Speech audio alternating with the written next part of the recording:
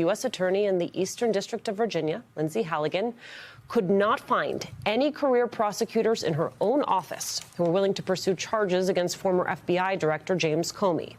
Because of that, Halligan is taking an extremely rare step, recruiting prosecutors from outside her office to take Comey to trial. That is according to two people familiar with the selections.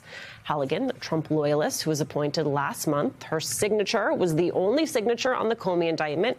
You'll recall Halligan's predecessor resigned after he resisted bringing charges against Comey and another one of Trump's perceived political enemies, New York AG Letitia James.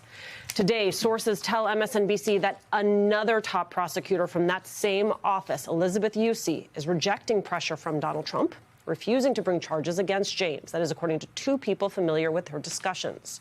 Yusi told coworkers she sees no probable cause. Surprising that she couldn't find a career prosecutor to go in with her, but it is a, pun intended, I guess, but it is a real indictment of the case against Comey, that she couldn't get a single career prosecutor in the office to go. It was, I think, sort of widely suspected for those of us sort of around in the office because she signed it by herself. She presented it by herself. You would not do that if you could have found someone else at least to come in with you. But it does reflect a really damning assessment of the indictment and the case against Comey from the professional prosecutors in the office. She will find someone from outside of the office to come help her take this to trial or take it to trial. How? Who? There are people. You know, for me, Angela, this is just an ongoing drip story about another prosecutor who refuses to bend to Trump's will or is fired for that. And my question, as the lawyers kind of jockey and try to figure out, will I or won't I, how does this play in the orbits that you're in?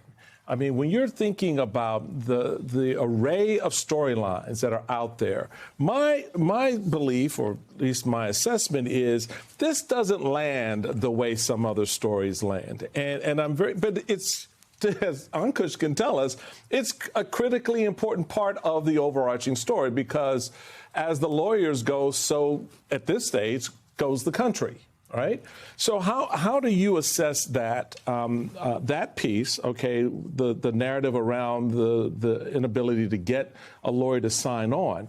And how do the American people and those in the spaces that you're operating look at this? So a couple of things about that. One, it's worth considering, and you mentioned Durham, and I'm glad you did, because it may not be common knowledge for most people, the audience that you're talking about. Durham is a name they know. Mm-hmm. Because for him, he was heralded for 2 years as if he had won the war on Christmas for conservatives. Right. I mean, he was going to be the guy that came in and put all these people in jail, from Barack Obama to Hillary Clinton to James Comey. They heard relentlessly, if you listen to talk radio or Fox News, that it was coming, that his special prosecutor, he was going to do this investigation. It was all going to be exposed. And at the end of the day, nothing happened, especially to the people they cared the most about. So they've been down this road before, and they don't want to get excited and lose again. They've lost a lot of confidence. They still want spite and revenge against these figures, but there's nothing new here for them. This is the same old con. And I think the best example of that is that you don't see people like Fox or Sean Hannity hyping this. You know who the biggest voices on this are? Gateway Pundit and a Twitter account called Pepe Lives Matter.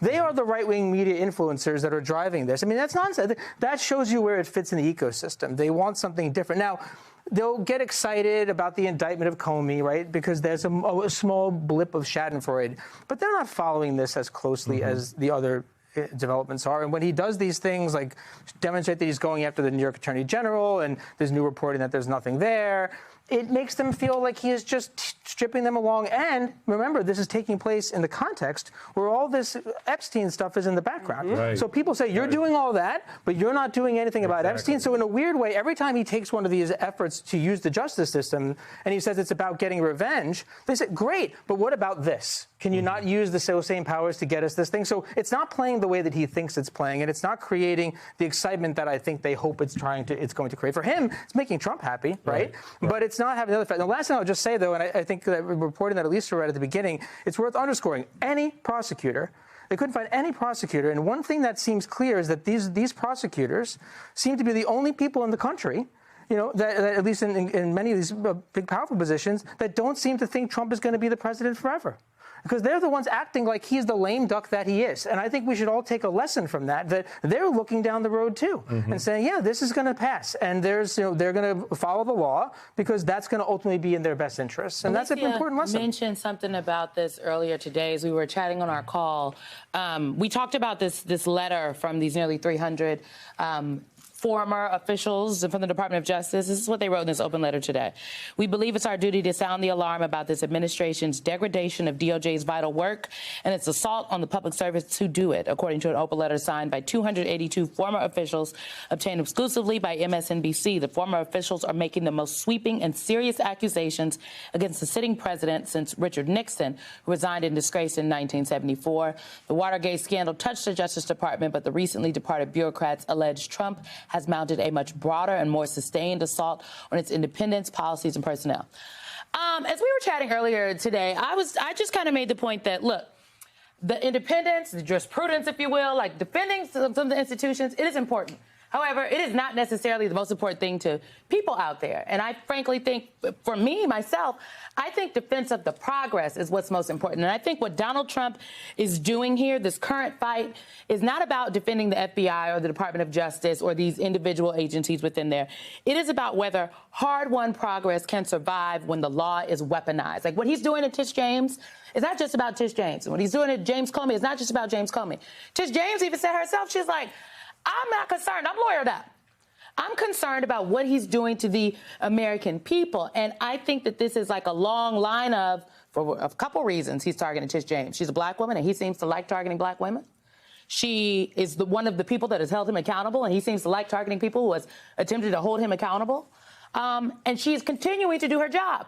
This is about weaponizing and punishing the progress, and the progress is what's at stake here. Yeah, the independence of the institutions, but baby, it looks like it's already gone. Yeah, the independence of DOJ as sort of a totem for people, I think has been overrated for a long time by people in the media, going back to Trump's first term. Is I think something about the notion that the Justice Department would be fully independent from the president when the Attorney General isn't elected, he's appointed by the president, I think is intuitively not really accessible to people. But what they do understand is outcomes.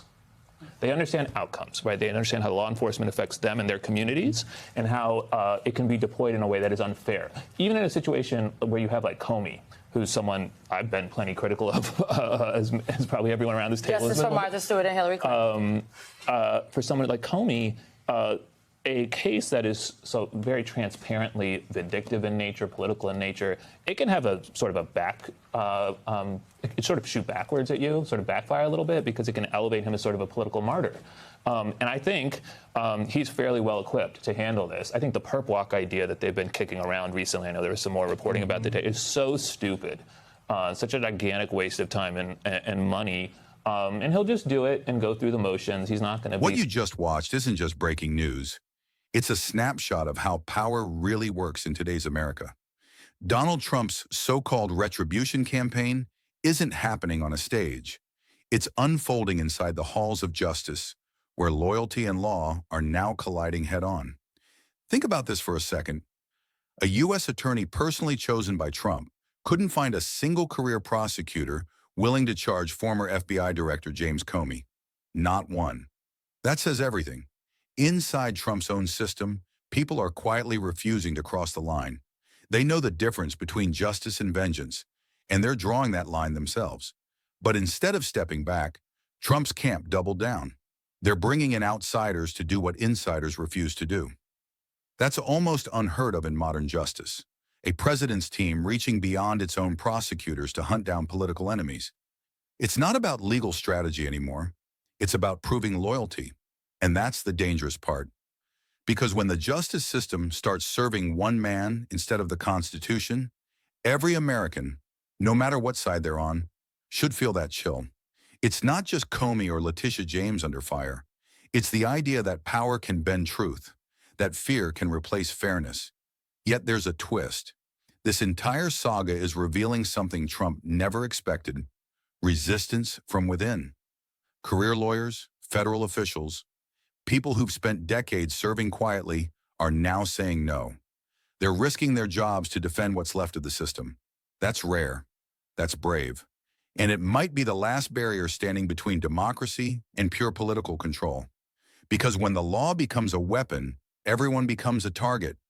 But when people inside the system choose principle over politics, that's when you realize the real story isn't about Trump's revenge. It's about America fighting to keep its soul intact.